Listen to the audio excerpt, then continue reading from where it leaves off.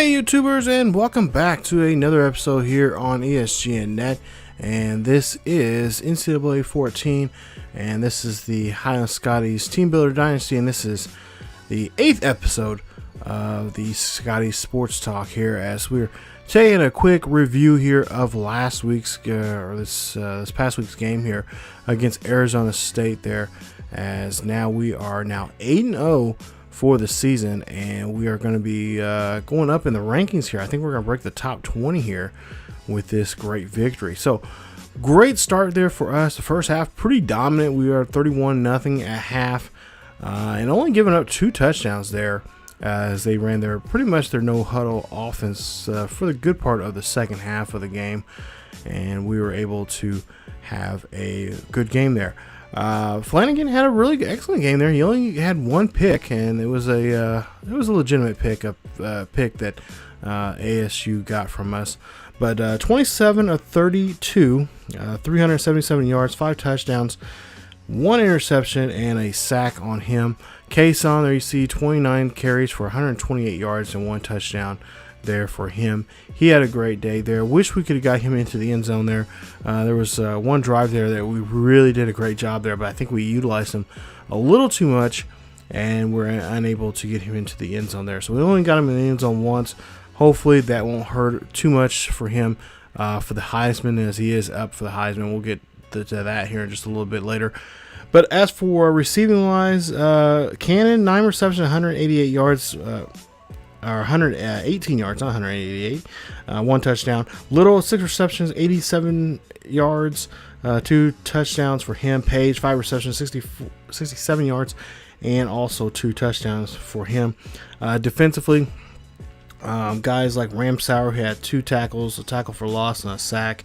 Hayward, he had 3 tackles, 2 tackles for loss and a sack.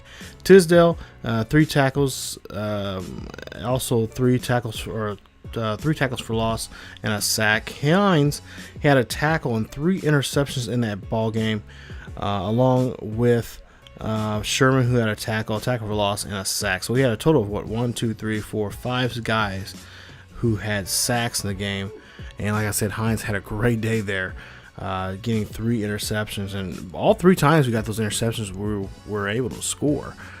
So that was nice, seeing the defense really do a great job there of stepping up.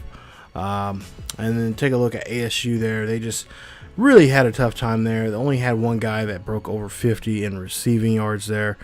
But for the most part there, I think we did a great job of just keeping Wilkins Jr. There in check and making sure he stayed where he was at, which was in the pocket, and getting him to throw the ball more quickly and out of there than applying that pressure on him to throw the ball away, and or to get it to in some cases there, get it to our location where we can pick it off. So that was nice to see and nice to do there. As you take a look at some of our team news there, and there you see some of the recruits that we are locked out of now, and it's getting a little harder and harder now. Even though we are winning games, it's getting harder for us to recruit, and that is kind of the idea for this series, that we just can't get anybody, everybody, especially a lot of those guys there you see they're above 70 there. We got locked out of some of those. I think 1 or 2 of those we may get unlocked to get ourselves into that final. For those final 3 or 4 schools that they can choose from. But there you see some of the names there. We just we added some points there, got some bonuses there for some others there, but for the most part here, nobody's signed here. And at some point here, we'll have another video here pretty soon here on Scotties Sports Talk, talking about the recruiting. So take a look at Alex Flanagan's numbers there, the redshirt sophomore there, 6'1", 210 pounds. There you see his QB rating for so far this season, his completions and attempts. And there you see 27 touchdowns so total now for the season, with 10 interceptions. And a lot of people are saying that he should have been on the Heisman watch earlier this season. And we'll see if he'll be. He's been loose rumors about he's going to be on that list here for this week. We'll see that list here coming up here very shortly. But take a look here. Take a look at the NCAA games from just last week. Hopefully, your favorite team was able to get a victory. There you see North Carolina beating Miami 38-17. I don't know too many upsets. You got a good game there against Maryland and Iowa, 17-14 in overtime there. So that was a good. That sounded like a good game. Miami of Ohio beating Akron 27-20 there in overtime. So far 2 games in overtime for this week. Rice and Southern Miss there, nice game there from Conference USA, 31-30 there. Talk about a nail biter on that one. Let's see anything else. There you see Houston and East Carolina there, 24-22. So pretty good game there, looks like. Ohio State, of course, beating Rutgers 31-10. Let's see Hawaii beating Navy 21-17. Of course, Alabama 47-19 or 47-9 beating Arkansas there in that one. Another overtime game, Northern Illinois facing Central Michigan 28-21 in overtime. And that one, let's see, anything else going down here? Got some Big 12 games there. Look like pretty good close games there. Anything else as we go down the line here? We got UMass beating UAB 21-20. Oh, talk about these close games here. We've seen here this week. A couple overtime games there.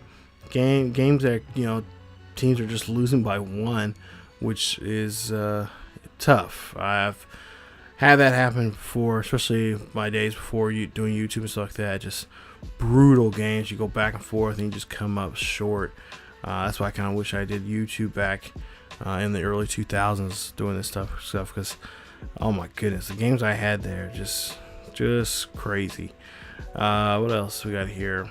Anything else? Nope, not much. So take a look here. We do have a bye week this week, so that's why then the next episode we'll just kind of do a stats kind of a episode and also kind of show you guys some recruiting. But there you see some of the games here. You guys can pause the video, check that out. Some of the games that are coming up here. Got a couple of rivalry games here in this week, in this 9th week. And a couple of games, got a couple of conference games there, and then you got some teams that are now playing their non-conference teams here, and of course those are going to be some probably some big blowouts, or in some cases some upsets there. So hopefully your team won't be on the short end of the stick there coming up in week 9. But for us, we do have a bye week here. We will have to get ready for. We will have practice still all week long, or at least for the first part of the week. Coach Teddy Bond said he's gonna have the guys kind of relaxed on Thursday, Friday, and Saturday. So they can watch other teams play on TV and kind of get a bit of a scouting report on the next team, which we'll be playing against the Washington Huskies, who are ranked this season, and we'll see them in action next week. So that'll be our game that we'll have in week 10. Take a look at the top 25 poll. As you see, Alabama there at the top of the list. Kansas jumps up there from number 3 to number 2. They've been making some big waves here in the last couple of weeks. I think they were in the top. I think they were in the they're in the top 25, but I think they were probably not in the top 10 or so. But they have jumped up several now here in the last couple of weeks, getting some pretty impressive victories. This week they'll be at West Virginia there. Take a look at some of the other schools there who made some jumps, and of course you got teams like Oklahoma that who are getting up there. There's some of these teams that have these one losses there. They are still in the top 10 or even the top 15 there, and they are holding on to that. So but there you see us at number 16 there. Nice job there. We are 8-0. Like I think I said 2 episodes ago, we are qualified now for a bowl game. Don't know which bowl game we're going to play yet. I don't know if they have the prediction bowls yet here, which one we will kind of follow if the season ended it right then and there. But when they do release that, we'll show you guys which bowls that we could possibly be in. But there you see the additional details there, some of the other teams receiving votes, and there you see the 2 teams that dropped out of the top 25 there. Iowa at number 21, and Navy, who was at number 25 last week, now slipped out of the top 25. So conference standings there, you see the Independents, and they are right there. There you see Highland at the top spot there, 8-0 for the season. UMass 6-2, Army, West Point is 4-3, BYU 3-4. Notre Dame 3-5. That's kind of shocking there. And New Mexico State 1-6. So tough year for Notre Dame there. At some point here, we will play Notre Dame. I think I have it set up. We're gonna play them in year 3. That we're gonna play them, but it will be. If we do play them, of course, it will be at their house. So schools like that, we're gonna play at their house, see what we can do. Here's the Heisman watch right now, and there you see Alex Flanagan and Wendell Cason there, the top 2 guys there in the Heisman watch for Highland. And Highland could possibly have their first ever Heisman Trophy winner in their first year in existence in the FBS. So this is awesome. So we could possibly have a first ever Heisman Trophy winners here. They've been putting up some great numbers here, and we'll see what they'll do here coming up next here in 2 weeks here, where they play against Washington. Take a look at your players of the week here in the NCAA, and there you see you got one guy, Brian Allen William from South Carolina. He's a Gamecocks there. 4 tackles for loss there, a forced fumble, and 2 interceptions there for him. And then Kurt Burkett, he 22 of 31, 387 yards, 5 touchdowns, 6 carries, and 13 yards there in that game. And then our independents for the week, Hines, there you see a tackle for loss, 3 interceptions, and of course Alex Flanagan up there again, 27 of 32, 377 yards, 5 touchdowns, 7 carries for 19 yards, and a big victory there. Both of them getting a victory there, 45-14 last week against Arizona State. So nice job there. Congratulations to them once again there for that great honor. They're representing the Independents there. And of course next week, like I said, no game for us, as we will have a bye week, and we will have to that episode we will show some stats, what's going on here with the club, or with this school, the team, and everything like that, and kind of give you guys a little bit of a preview of the game, of course, against Washington. And of course majority of it will be some recruiting, so we'll have that coming up in the next episode. There you see the BCS poll. That is the first poll of the season, and there you see we are ranked 15th in the nation right now. So not necessarily a chance to play a BCS game, because of course number 1, number 2 are the ones that are going to be playing in the BCS game. But there you see points wise, don't have those points just yet, and will not be able to get there even if we do run the table for us this season there. I don't see us being in any sort of BCS bowl, which is completely fine. We're fine with that. We do hope we get a decent bowl, and hopefully we play against a really great team there that will really do a good job there. Hopefully a bit of a tug of war battle for just to put us on the radar there for a lot of schools there for us. So there you see week 9. That is it for this episode here.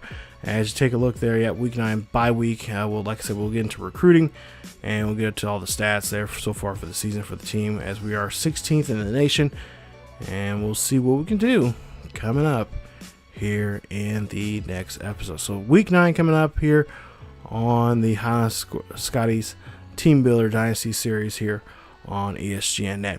Hopefully you guys enjoyed today's episode. If you did, please leave a like. Also, don't forget to share and subscribe to the channel if you have not yet subscribed, and check out other great series here on the channel, and especially this series so far here for the Highland Scotties. Stay tuned for more Highland Scotties football here on ESGNet.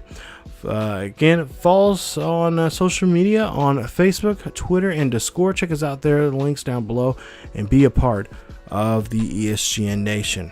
But that is it for this episode 4, Scotties Sports Talk, and stay tuned for more here from the Scotties for the rest of the season here on ESGNet. That's it for me, you guys. As always, keep yourselves each other healthy, and I will see you guys next time.